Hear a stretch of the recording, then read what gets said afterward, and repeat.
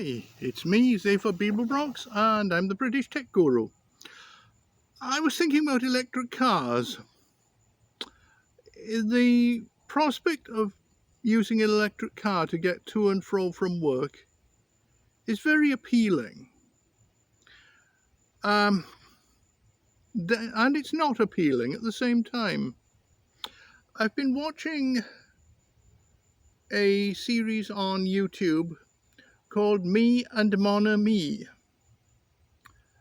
Very interesting, and there's two men going around in a Citroen Ami, which is basically a golf cart. Looks like a car, but it's actually a golf cart.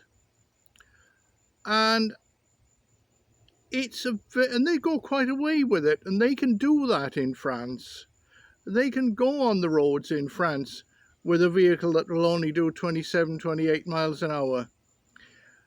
Here in the United States, particularly in South Carolina, vehicles that such as golf carts are called NEVs, neighborhood electric vehicles, and they're banned from going on roads that are faster than 25 miles an hour. That's a bit of a downer, but it had me thinking about electric cars, and where we're going wrong is in the design of electric cars. We're making them to be all things to all people, and the result is they're nothing to nobody.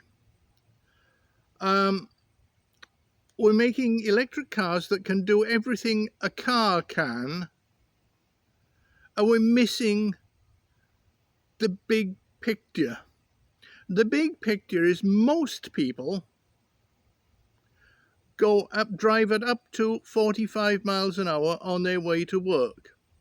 Most people live fairly close to work, 10, 15 miles or so from work, and that market is not catered to.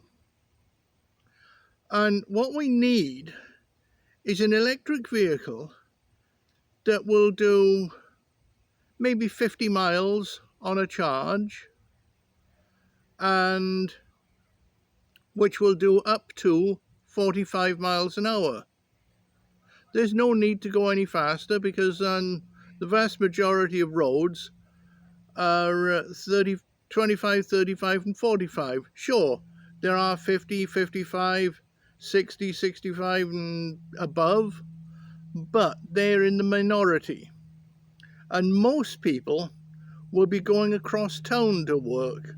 So me, for example, my commute to work, it used to be 10 miles. Now it's just over 5 miles. And if things went bizarrely, it could end up being 13 miles. So what we're looking at is a short-range vehicle that will do home to work at the speed limit, which is going to be 25, 35 and 45, and no more. Now, the faster a vehicle goes, the more power it burns, and the more powerful motor you need, which burns yet more power anyway. So a low-powered vehicle would get a lot further on a lower charge. Now, I might sound like I'm rambling a bit there. I probably am. But watching Me and Mon Ami, they went out one day and they stopped their vehicle in the middle of nowhere and recharged it from a portable lithium battery pack. And they got quite a decent charge into it.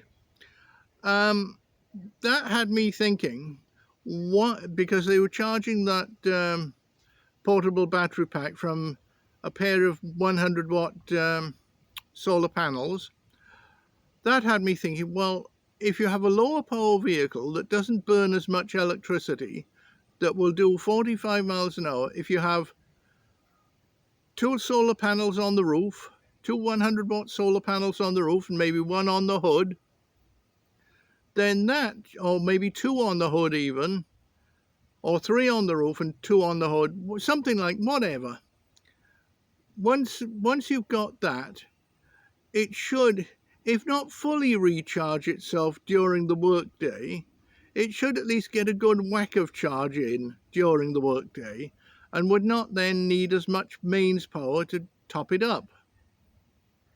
Now that is the kind of vehicle I would like.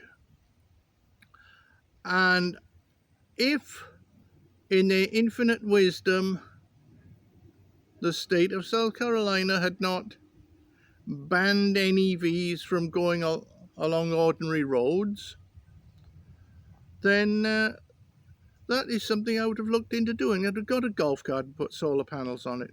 Anyway, something for the manufacturers to think about.